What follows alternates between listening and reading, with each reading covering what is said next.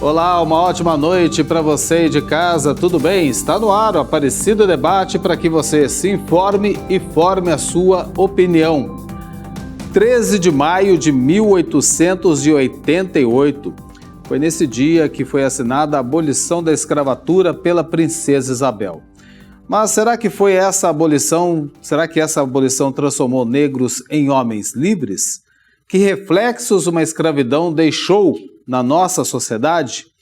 Hoje o Aparecida Debate fala dos resquícios da escravidão para a população negra no Brasil atual. Discutiremos dados sociais, preconceito, racismo estrutural e a escravidão como elemento que ainda figura no cotidiano de milhões de brasileiros.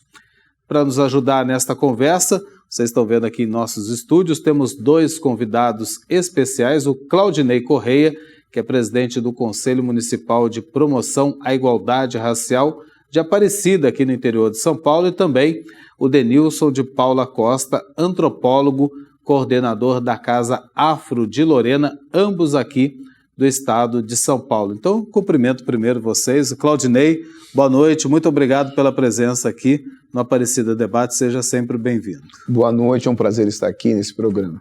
Boa noite, Denilson, tudo bem? Boa noite bem-vindo, a todos, viu?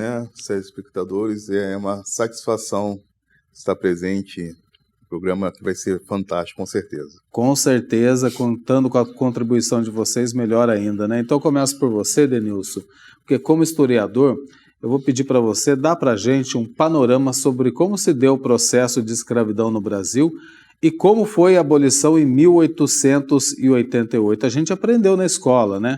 Mas é aquilo que está nos livros? Tem alguma coisa diferente que a gente precisa saber? Na verdade, quando se fala da 13 de maio de 1888, com a abolição, né, ela começa, na verdade, com um movimento social.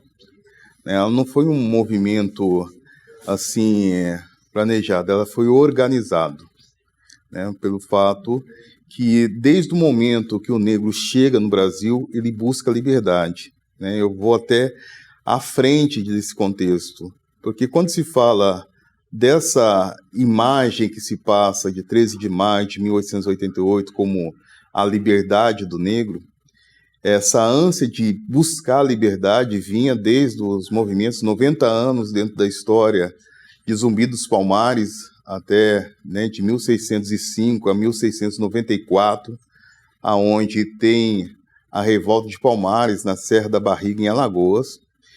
E nesse decorrer da história, né, você tem lá o movimento emancipacionista e o movimento nativista, todos eles com uma questão de liberdade de quem? Né? O negro sempre teve a participação de todos esses movimentos, né? Sabendo que há um movimento de emancipação em 1889, que vai ser a Inconfidência Mineira, em Minas Gerais, e eu tenho também a Conjuração Baiana, em 1798, sim, com a ideia de liberdade. Mas não acontecia liberdade, acontecia uma ideia de um processo de democracia que foi calado diante da sociedade e não havia uma identidade ainda de um povo brasileiro, né?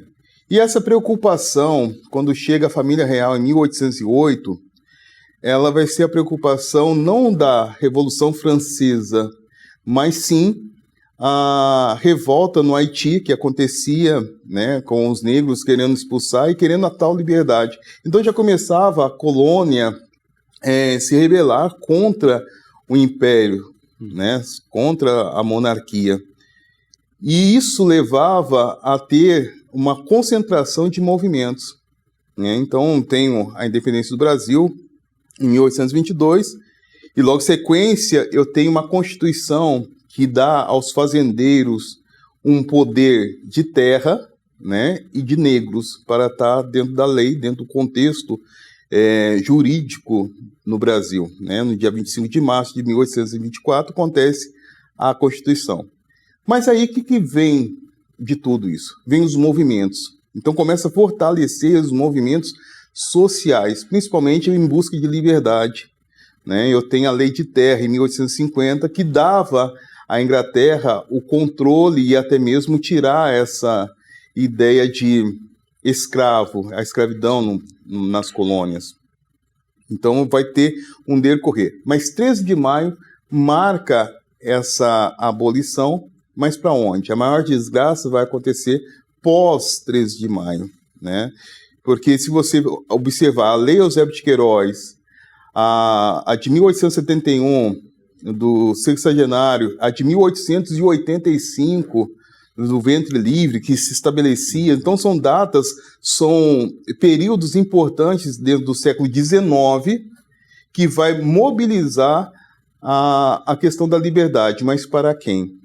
Algo que não se resolveu no passado e ainda não se resolve atualmente. Então, os movimentos sociais estão aí. Então, ela vem mostrar o quê? 13 de maio, de uma forma não de comemoração, mas sim de uma reflexão, de mostrar que há uma certa necessidade de olhar para o lado, né, aonde está esse negro, aonde você vai falar com relação ao racismo estrutural, institucional e assim por diante. E é tudo isso que a gente vai conversar durante essa noite para marcar a data, né? Como o Denilson estava falando, Claudinei, a data é importante para a gente poder estar refletindo espaços como este, né? Porque a luta continua, a luta pela liberdade, ela nunca parou, né? Sim, como o professor Denilson já disse, esses marcos regulatórios, ele foi construído pelo Estado brasileiro. Nós tivemos 7 atos oficiais antes da promulgação da Lei Áurea, que só tirava direitos dos que aqui estavam trabalhando. E é muito bom a gente começar a analisar o dia 14 de maio, o dia seguinte.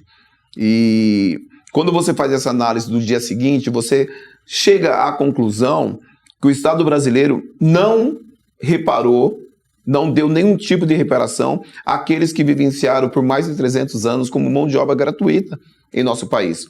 Aquele que construiu a Federação Brasil.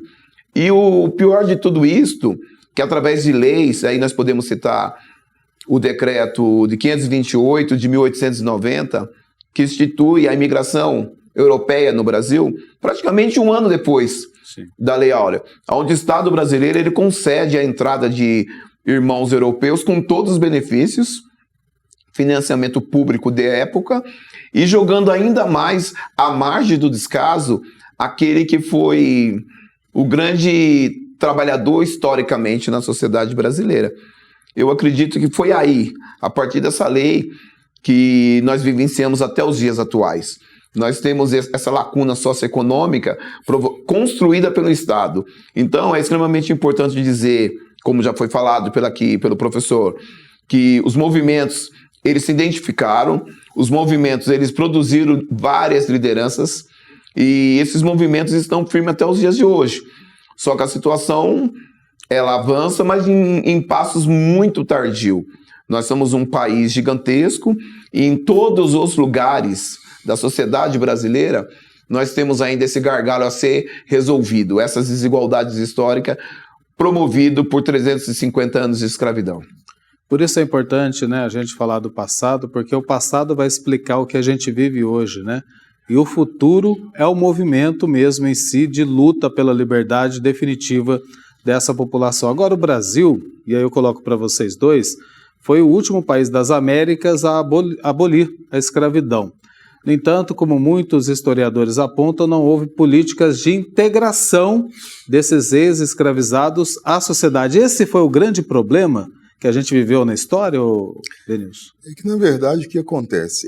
Quando se coloca, né, como o Claudinei relatou, pós-abolição, a maior preocupação era simplesmente movimentar um país daquilo que já não tinha mais. Né? Não tinha mais. Eu dou a liberdade, mas ao mesmo tempo eu dou a liberdade e não dou mais nada. Sim. Foi bem isso. Né? E nesse processo todo, né, em 1889, que tem a Proclamação da República, tem a nova Constituição, a primeira Constituição, em 1891, e logo mais tem a Lei 15, que vai relatar aonde está esse negro, a formação do povo brasileiro, e uma formação do povo brasileiro que vai ser olhada somente no meados do século XX, que é onde você vai ter uma necessidade de mostrar um povo que se falando hoje no século XXI, 54% da população é negra e é onde está esse negro. Então é algo que não resolveu. Vivemos uma república que ainda não resolveu a colônia, deixou aberto. Então, quando se fala de racismo hoje num país como o nosso, são feridas abertas que ainda não cicatrizou. Sim. E se cicatrizou, a qualquer momento se abre, né? Em atos, em atitude. Então, essa oportunidade, como mostra, ela teve uma interferência da Inglaterra, que entendemos já no século XIX, mas quando começa a mostrar uma necessidade de olhar para esse povo, ele ainda vai ser rotulado como serviçal. Sim. Eu ainda preciso desse povo para o trabalho braçal. Sim. E isso não dá uma equiparação, não se coloca como numa pirâmide onde todo mundo está à base da igualdade. Porque se tudo isso se coloca como uma constituição para todos, essa constituição, entre aspas, ela não se torna para todos, ela se torna para um determinado grupo. E a minoria fica como? E essa minoria, dentro de um contexto social no Brasil, onde temos a saúde, a segurança pública e a educação, ela tem nome e tem cor. Então, como que eu vou falar de uma nação onde alguém vai comer e outros não vão comer? Então, começa a ter essa desigualdade visível na sociedade.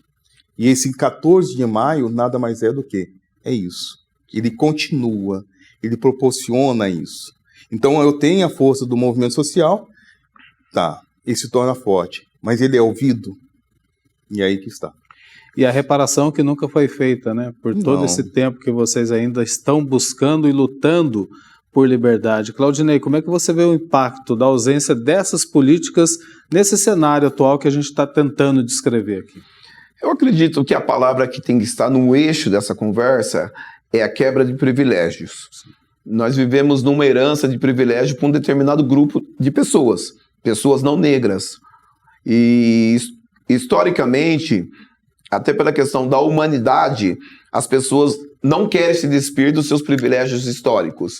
Então você acaba tendo um país desigual e no aspecto da política pública, enquanto você não colocar no eixo central o debate e a participação efetiva da pessoa negra como poder de decisão, nós iremos continuar fazendo programas iguais a esse, que é extremamente importante, mas nós estamos praticamente há 137 anos discutindo uma lei de 1888. E aí a gente tira como avaliação e como dever de casa que, historicamente, mesmo existindo várias linhas e pensamentos, a política é apenas uma delas. Né? Eu não acredito nessa integração proposta em curso, porque nós estamos falando de integração há mais de 100 anos. Em alguns lugares onde houve rupturas, os avanços são mais rápidos. E aí nós podemos analisar o número de jovens mortos na sociedade brasileira. Nós temos 76% de quem morre vítima da violência urbana no Brasil são pessoas negras, e na sua grande maioria pessoas negras jovens de até 29 anos, da cor preta, ou seja, é o negro retinto, que nós também temos esse corte dentro dessa construção. Um outro dado, o número de pessoas encarceradas esperando ser julgado para ser condenado, ou seja, pessoas que estão encarceradas até que se prove o contrário, inocentes. Um número altíssimo de pessoas negras, o alto índice de meninas, mães solteiras no Brasil, a falta de saneamento básico, tudo atinge diretamente as pessoas pretas do nosso país. E pegando apenas como referência, o Brasil é gigantesco, mas vamos analisar o Vale do Paraíba, que é uma das regiões mais importantes do cenário nacional, entre Rio, São Paulo e Minas Gerais.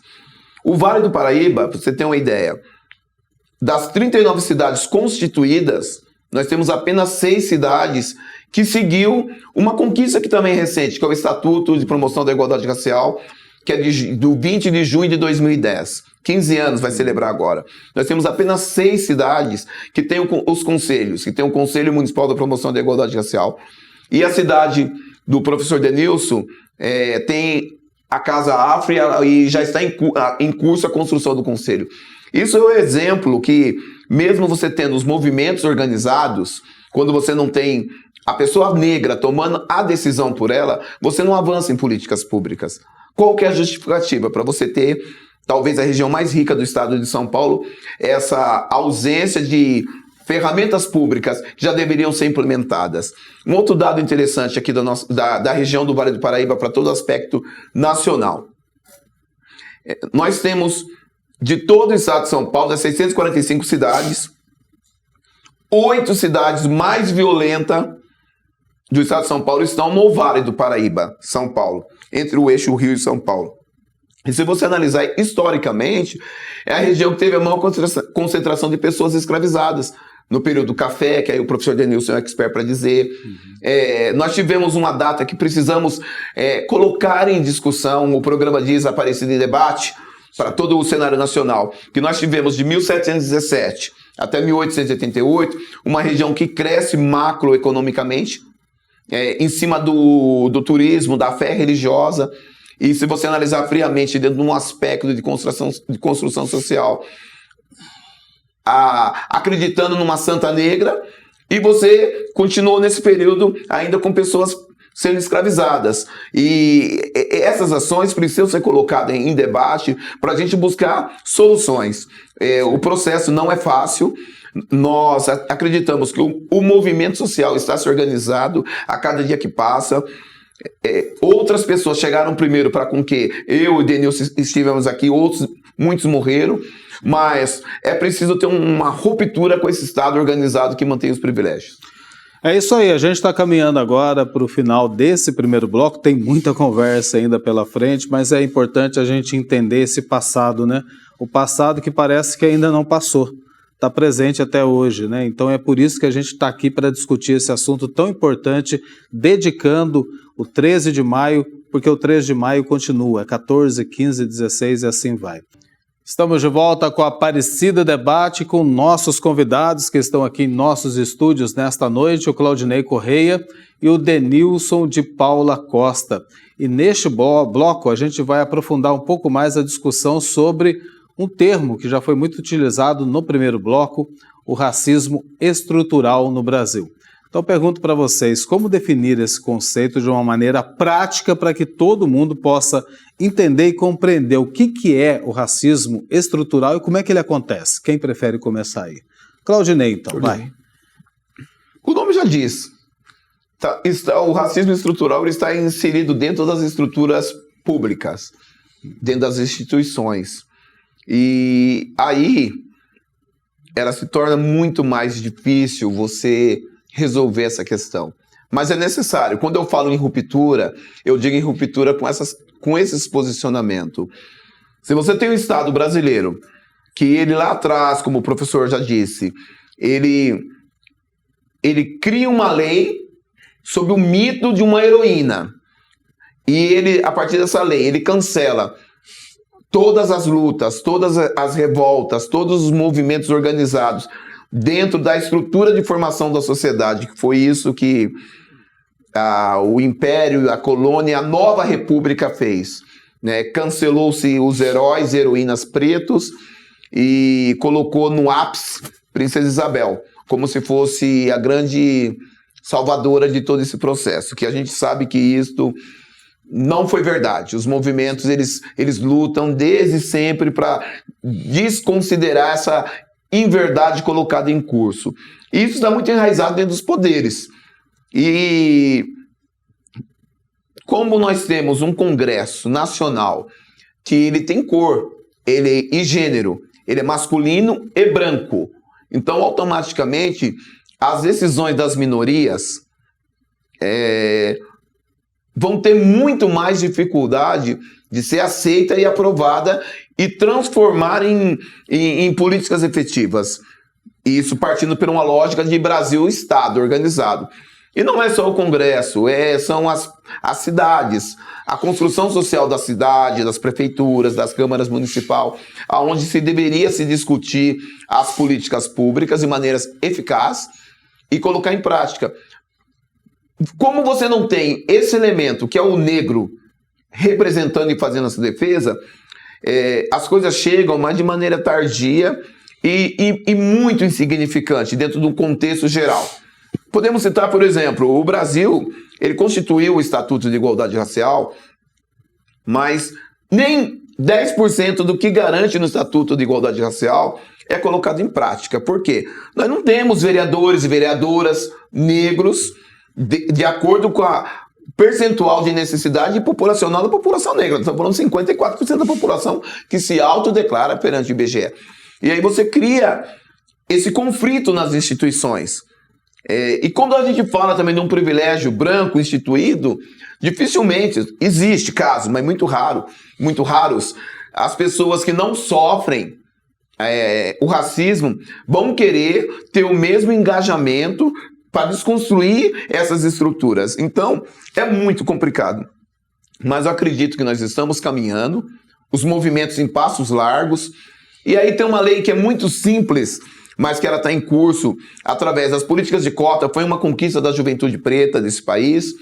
As políticas de inserção dos proponentes negros em todos os editais dentro do Plano Nacional do PNAB, onde dá reservas de vagas para pessoas negras serem proponentes de seus projetos também, são reivindicações históricas dos movimentos negros organizados.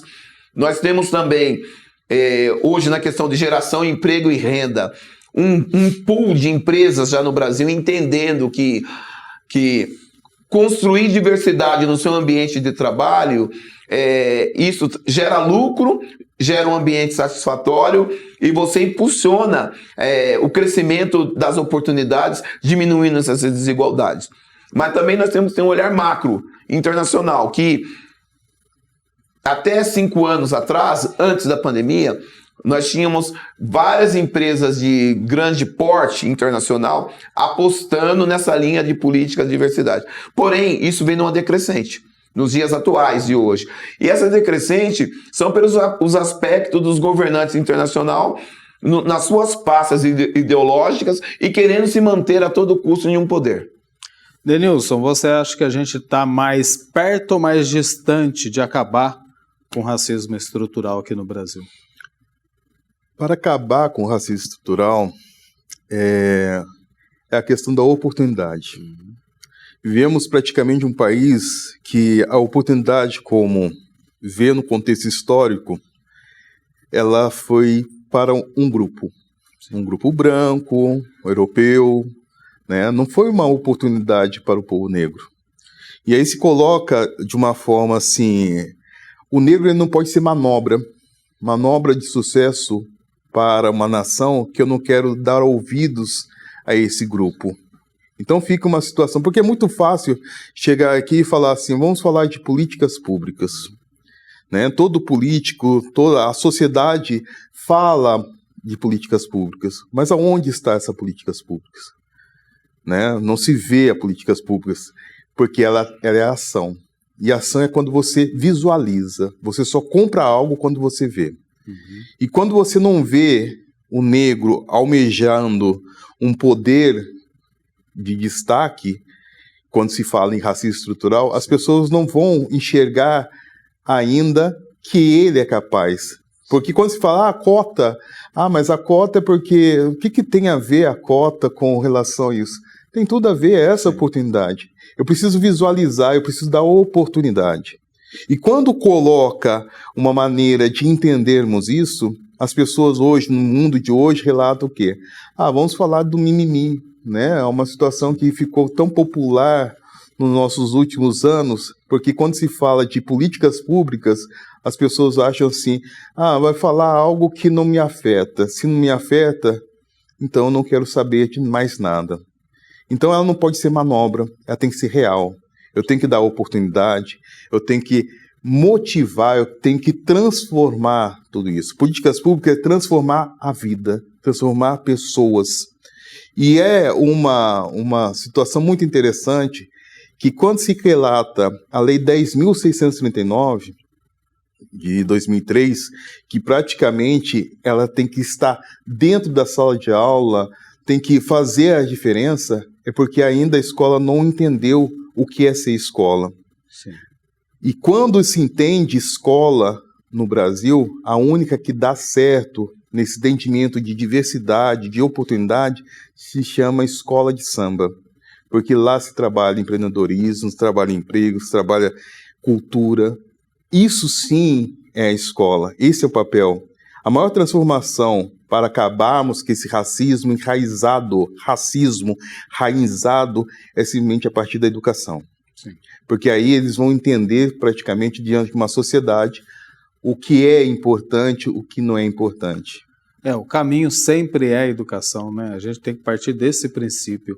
Agora eu queria trazer para vocês dados do IBGE que mostram que pretos e pardos representam 70% da população que vive em situação de extrema pobreza aqui no Brasil. Agora é um dado que conversa muito com essa escravidão do passado que a gente está discutindo aqui, né? Um justifica o outro, né? Sim, porque na verdade 70% esses dados do IBGE, e esse 70% ele tem cor. Sim. É aquele que come Uhum. e aquele que não come.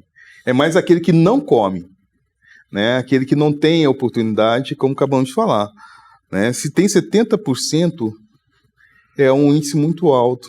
E ainda se fala de políticas públicas, se fala de Bolsa Família, se fala de cota. Então, algo está falhando. A gente fala, pode completar, Claudinei, por Então, favor, porque daí a gente já fala também dessa questão que os negros também estão mais vítimas da violência, né? Então, a questão da fome, da pobreza e também da violência. Mas isso é consequência. É consequência de um projeto de Brasil que foi extremamente bem elaborado.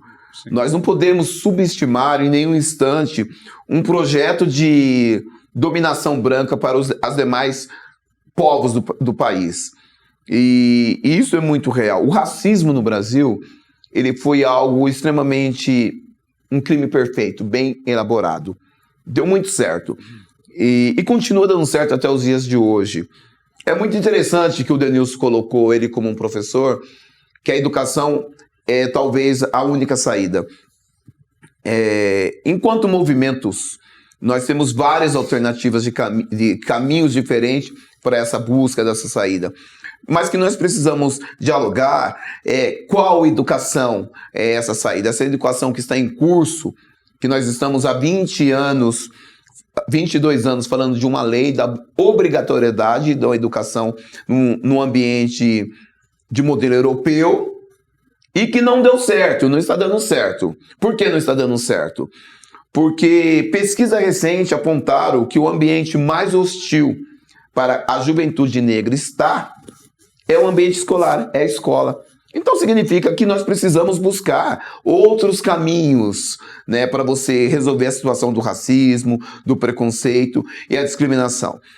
Mas todas as vertentes que nós fomos buscarmos, se você não colocar o negro no eixo central do debate, para ele ter voz, para ele ser o proponente, para ele ser o que diz o que ele quer ter e ser, nós vamos continuar chovendo no molhado, fazendo política de boas vizinhanças. Para ele ser respeitado, como ele tem que ser respeitado, né? Sim, esse respeito vem pela história. E aqui o professor Denilson é uma pessoa que eu tenho grande admiração, grande carinho, um amigo da gente. Estamos envelhecendo juntos e bem.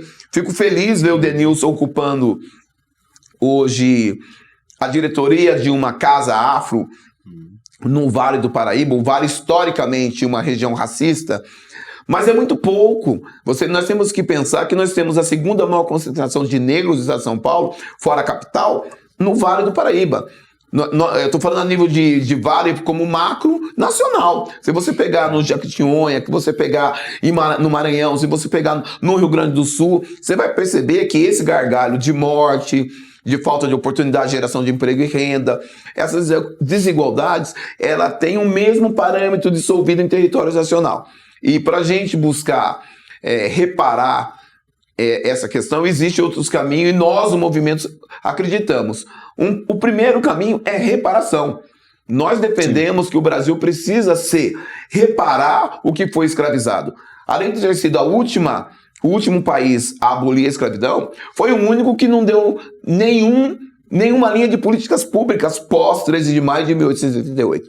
E como modelo apenas para o nosso telespectador analisar, todos os países do mundo que houve a escravidão, houve reparação minimamente. Fazer um corte entre Brasil e Estados Unidos. Nos Estados Unidos, o negro, quando ele conquistou a sua liberdade, ele teve acesso à terra e à mula, que é a política do acre e da mula. E aí ele começa a se desenvolver economicamente. O Brasil não. Colocou o negro à margem de todas as conquistas, fora de todos os processos. E essa mesma República Nova, que briga com a monarquia, ela assume e se mantém os privilégios até os dias atuais. Pois é, né? Eu fico pensando aqui, a abolição tornou livre, mas preso ao mesmo tempo o negro, né?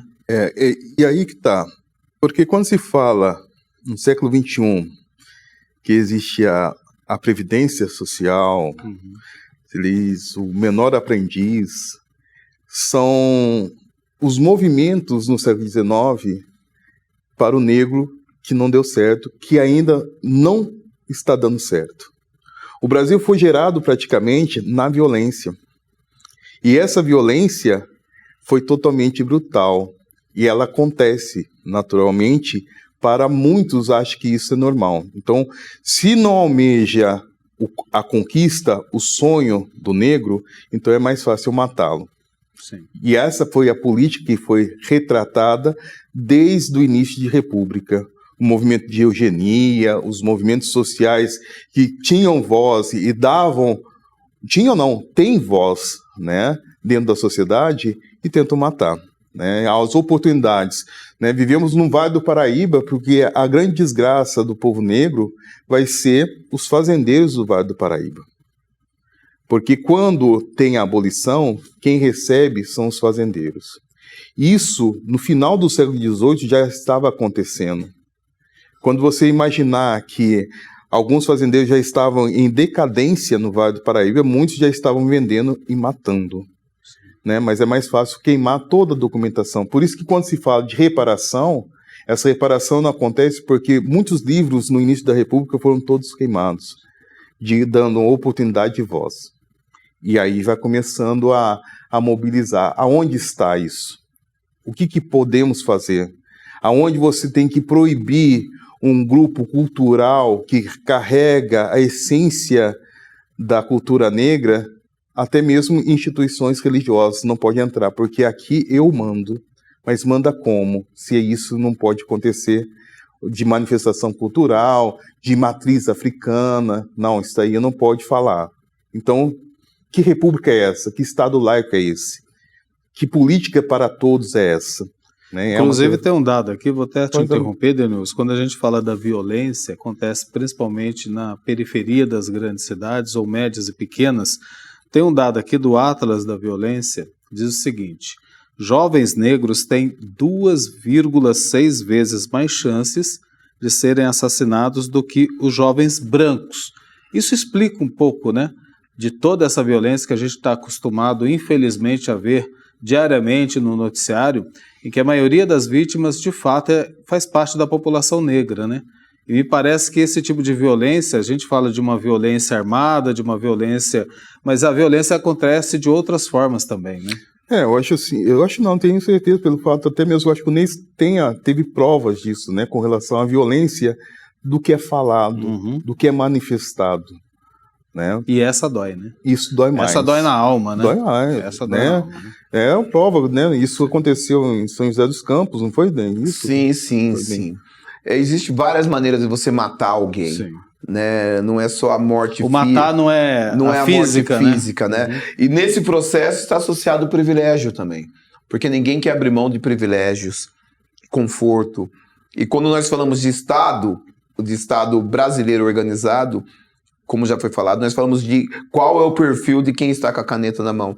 Quando você tira uma fotossíntese dos novos formados da magistratura nacional, agora em 2024, é quase que nula a presença das minorias, negros e povos originários nessa fotossíntese. Um outro detalhe interessante que nós não podemos deixar passar que o Brasil precisa fazer algumas outras ações. É importantíssima a educação antirracista, é importantíssimo você construir novos educadores, novos pensadores, novos professores, e isso vem acontecendo, e nós não podemos deixar de parabenizar um público especial que vem segurando essa luta de maneira organizada, são as mulheres, em especial as mulheres negras.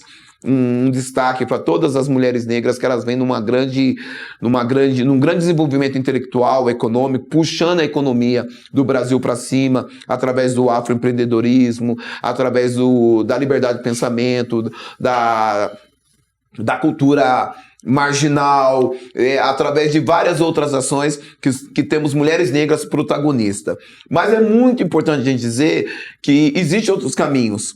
Um deles é a reforma agrária. Se você não fazer a reforma agrária em nosso país, nós vamos ficar continuando sempre chovendo molhado. Infelizmente, nosso tempo estourou desse segundo bloco, porque esses caminhos eu quero deixar justamente para o último, né? A gente apontar que existe uma luz, sim, para a gente poder seguir, para ficar livre, né, dessa mancha no passado que a gente sofre até hoje, né? O 3 de maio parece que não acabou até hoje. O 3 de maio parece que não significou nada na prática, né? Quando a gente fala de abolição da escravatura. Estamos de volta com a Aparecida Debate nesta noite, falando sobre a abolição da escravatura. Conosco aqui no estúdio, o Claudinei e o Denilson, primeiro e segundo blocos. A gente pôde compreender todo esse passado que vem, que aquele 3 de maio parece que foi só para assinar e tirar, né, ficar registrado nos livros de história, mas que, na verdade, até hoje o negro sofre com a falta de liberdade, principalmente com a falta de oportunidade, não é isso? Claudinei bateu bastante sobre isso. A gente deixou para esse último bloco falar desses caminhos. Quando a gente fala de reparação, o que significa para vocês a reparação de todo esse passado em que a população negra no Brasil ficou aprisionada e até hoje parece que permanece, não tendo essa oportunidade que você falou, Claudinei? Na verdade, a reparação ela tem várias alternativas. Sim. Nós podemos falar de reparação através das políticas afirmativas para a educação, reparação através da reforma agrária. Nós precisamos começar a dialogar reforma agrária nesse país, divisões de terra, moradia popular, e não só, mas também começar a fomentar pensamentos livres entre negros e não negros para processos indenizatórios de quem é descendente direto de pessoas escravizadas. E essas falas, elas precisam começar a se ecoar dentro do Estado brasileiro de direito. Nós temos os locais onde juntos, primeiro desconstruir essa ideia do preto exclusivo, do preto único. Nós precisamos retomar o caminho do aquilombamento. E a juventude negra, as mulheres negras, elas vêm norteando esse processo, nos aquilombar. Nos aquilombar é caminhar juntos, no acerto e no erro, é nos proteger, no acerto e no erro. E esse aquilombamento, ele tem que ser reproduzido através das políticas públicas. E aí nós temos, por exemplo, o Brasil terá nos próximos meses as conferências de promoção da igualdade racial, que em todos os eixos ele coloca como prioridade o pertencimento da pessoa preta. Uhum. E isso precisa ser colocado de forma bem objetiva nos municípios, porque são nos municípios que nós vivemos as grandes desigualdades. Então é extremamente importante a participação popular, né, de todas as pessoas. É extremamente importante aquele irmão que não é preto, quando ele está inserido conosco na luta, porque o racismo é um problema do branco, né? Não é um problema do negro. Nós temos que deixar registrado que o racista é o branco, não o negro. Mas nós temos que convencer essa pessoa a entender que continuar dando manutenção para a apropriação cultural, ele continua alimentando essa série de estruturas racistas. Então, um conselho que eu sempre digo para os nossos irmãos brancos que estão conosco no dia a dia, no fronte contra o racismo. Como que eu faço? Como que a pessoa branca faz para ser um grande apoiador das causas antirracistas? Dando espaço para um amigo negro ser o protagonista. Seja ele através dos editais de cultura, seja ele através das presidências das comissões instituídas, seja ele através do falar, porque quando você dá espaço, você abre mão desse privilégio, você passa a ser referência e exemplo. Essa é uma das alternativas que o movimento faz. E a participação popular nos conselhos. Nós temos algumas ferramentas importantíssimas que precisam ser ocupadas com mais robustez pelo movimento popular. Mas a questão socioeconômica, essa engenharia política associada à engenharia econômica, ela acaba afastando quem deveria estar participando de fato e de direito dos conselhos. É extremamente importante ocupar as cadeiras nos conselhos, apresentando propostas. Esses conselhos alimentam de maneira, no caso, a maioria dos conselhos que são deliberativos, eles têm poder de encaminhar aos órgãos públicos os caminhos a seguirem através das políticas públicas. E quando os representantes legais, que são o parlamento ou o executivo, não executa essa legislação já constituída e garantida no Estatuto da Igualdade Racial, os movimentos juntos, eles têm outras alternativas, entre elas o MP, fazendo com que o MP faça cumprir de maneira democrática, responsável, o que determina a lei. Agora, é extremamente interessante a gente começar a ocupar esses cargos de comando, porque é um ciclo, né, dentro do processo de construção da sociedade brasileira.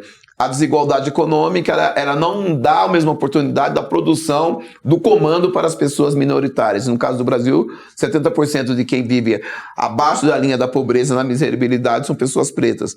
Então são muitas pessoas fora da oportunidade de estar liderando todas as esferas da sociedade brasileira. Para você, Denilson, que políticas são necessárias para reduzir, acabar mesmo com essas desigualdades, né? E tornar, de fato, o negro livre aqui no Brasil? O Claudinei falou tudo com relação à questão da formação de conselhos, a formação da sociedade organizada, né, dentro da comunidade negra, né? Isso digo no geral, né? Mas dá também um poder de compra, né? Porque quando você tem um poder de compra, você entende a igualdade, não a desigualdade. Né? Porque quando se fala muito em poder de compra, quem que compra? Quem tem esse poder? Que elite é essa, né? Que se dá como elite? Né? Porque o que acontece muitas vezes, vivemos um mundo globalizado, né? As oportunidades, se fala dessa oportunidade, mas a oportunidade não pode ficar somente no papel.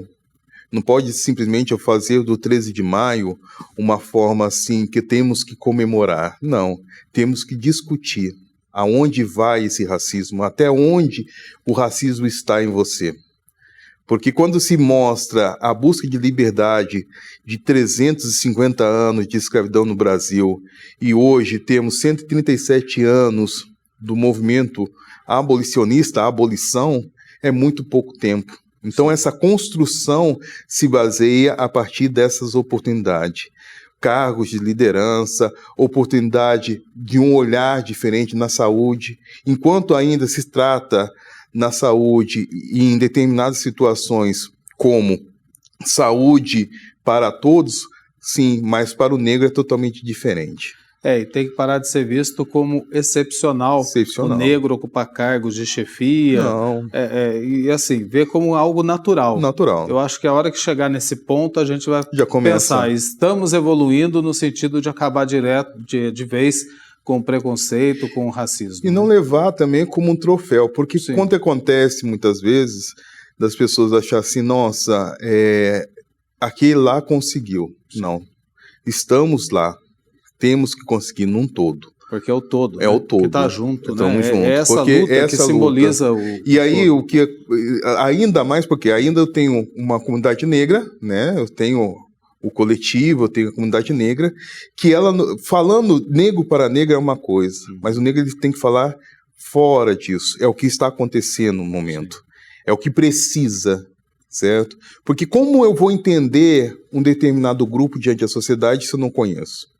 Como que eu vou relatar situações daquilo que se fala, né? Porque hoje temos os meios de comunicação, né? Que falha em algumas partes com relação àquilo que é passado, né? Ah, não, eu não quero. Se eu sou racista, eu sou enraizado isso, né, com o racismo, com ódio, com preconceito. E tudo se resume em uma única palavra: respeito. Mas que respeito é esse? Se você fala de respeito, mas não vive o respeito. Não pratica. Não pratica. Agora, você fala de comunicação, a gente está caminhando, infelizmente, para o final do programa, né? Mas tem muito assunto ainda para a gente conversar e não faltarão oportunidades, como disse o Claudinei. Gostei, viu? Obrigado. Da oportunidade que você falou. Comunicação que é feita muito por isso hoje, né? Redes sociais, internet, mais ajudam do que atrapalham? Ou o contrário? Daí você fica à vontade. Olha, eu vejo assim que dentro de uma sociedade é necessária, mas como que chega essa comunicação até você, né? Porque quem foi lesado dentro da educação, primeiramente, foi o negro. Quem é lesado na sociedade, por segundos, é o negro. E na tecnologia também, hoje você pode falar, do racismo recreativo que alimentamos por muito tempo. E se calou, né? Então, a comunicação é necessária, sim. Ela é objetiva e ela tem que ser presente, né? Já dizia Santa Clara, estamos numa rede católica, né? Santa Clara, padroeira da comunicação, pelo fato do que tem que ser claro, tem que ser objetivo. E esse objetivo é quando você conhece. Tem um dizer que fala que todo mundo acha lindo e maravilhoso. Conhecereis a verdade vos libertará. Mas eu falo que é totalmente profano, porque a verdade, o conhecimento, é isso que aconteceu nesse exato momento. É você conhecer a verdade da mentira, muitas vezes, que foi colocado em livros didáticos, como 13 de maio. Né? A verdadeira realidade é o que vivemos no dia a dia, no nosso cotidiano, minutos, segundo, de ter uma necessidade de oportunidade. Vem comigo, vamos construir junto. É dessa forma. E aí, Claudinei? Até fica difícil falar depois de uma colocação do professor Denilson sobre esse aspecto da mídia. Sim. Mas nós temos que fazer algumas análises técnicas. Primeiro, a televisão é um instrumento elitizado, as televisões. E as concessões públicas e privadas, elas são também, como todo na sociedade, herança. E nós estamos falando de algo novo no Brasil, de 80 anos. Então, aonde o negro, depois de praticamente 80 anos, começa a ter espaço através de políticas reparatórias, políticas de cota. Então, você começa a ter avanço. Mas os últimos 3 fomentos internacional que movimentou principalmente a juventude e as mulheres negras saíram das redes sociais. Nós vivemos uma grande crise de fake news, mas nós tivemos as grandes manifestações de George Floyd, as grandes manifestações da morte de Marielle, nós tivemos o movimento Buzu, Passe Livre, que foram organizados através dessas plataformas. Então eu vejo com muita alegria essas outras alternativas. Mas tudo é importante, né? A TV e as redes sociais. Agora, é extremamente importante você pensar na regulamentação de tudo isso, para não virar um espaço sem dono. Porque quando se cria um espaço sem dono, quem consome o fake news, na verdade, é aquele que tem menos informação. E quem tem menos informação no Brasil por um processo histórico é a população afrodescendente, pobres e miseráveis. E aí você acaba tendo a consequência de tudo isso nas eleições, no resultado de quem irá nos representar, seja no Congresso, seja na Prefeitura, seja nas câmaras municipais. Então é extremamente importante. E sem dizer dos financiamentos também, né? Que é um paradigma. Você tem uma rede social que consegue organizar a juventude, várias plataformas, que ao mesmo tempo que essa juventude preta, ela perde o poder de financiamento, que é uma divisão muito desigual quando o assunto também é dinheiro por esses investimentos, quando há o corte racial. Mas tudo isso, eu acredito que é extremamente importante a gente começar a dialogar sobre a questão da apropriação cultural. Seja ela apropriação cultural dentro das manifestações de cunho religioso preto, onde o preto tem que ser a figura central proponente da discussão, seja ela através das artes, cultura, não que seja proibido outras pessoas participar, mas nós vivemos uma crise institucionalizada por não ter políticas reparatórias historicamente, que tudo que é bom que o negro produz, quando passa a ter grana, passa a ter dinheiro, ele para de ser o produtor e aí a pessoa branca vem e se apodera disso como ferramenta macroeconômica. Você pode pegar o funk, você pode pegar as religiões de matriz africana, que na sua grande maioria hoje é composta por pessoas não negras, por pesquisas. Você pode pegar também as próprias escolas de samba, nos comandos, dentro do viés da cultura e outros viés também da engenharia moderna. As Adrincas é África. E nós temos hoje um apagamento histórico, tivemos um apagamento histórico em cima de uma arquitetura moderna, que tudo que você respira é África, e a gente não tem esse reconhecimento por falta de ter a representação. Infelizmente agora acabou o tempo, mas eu quero agradecer muito a participação de vocês dois, principalmente que contribuíram para essa reflexão, porque o dia é para isso mesmo, a gente precisa discutir para a gente poder avançar nesse caminho de luta que a população negra tem aqui no Brasil. Muito obrigado, Denilson, muito obrigado, Claudinei, e o mais importante que fica desse programa é que a identidade da população negra, ela já foi conquistada, falta conquistar essa liberdade em todos os sentidos. Muito obrigado, Denilson. Seja sempre bem-vindo aqui à TV Aparecida. Com certeza, um prazer enorme e gratidão a todos. Uma ótima noite para todos vocês aí. Obrigado, Claudinei, seja sempre bem-vindo. Obrigado, estamos caminhando. Caminhando, sempre. Juntos, viu? Juntos. Conte com a TV Aparecida. Juntos. E assim encerramos o Aparecida Debate de hoje. Reveja esse e outros programas no canal da TV Aparecida no YouTube. E no nosso Instagram, @jornalismo TV Aparecida, além das notícias e os bastidores da programação, você aí também pode sugerir temas para a gente debater aqui toda terça-feira, que é o encontro que temos na TV Aparecida. O Aparecida Debate de hoje fica por aqui, desejando para você uma ótima noite, um bom descanso e até a próxima.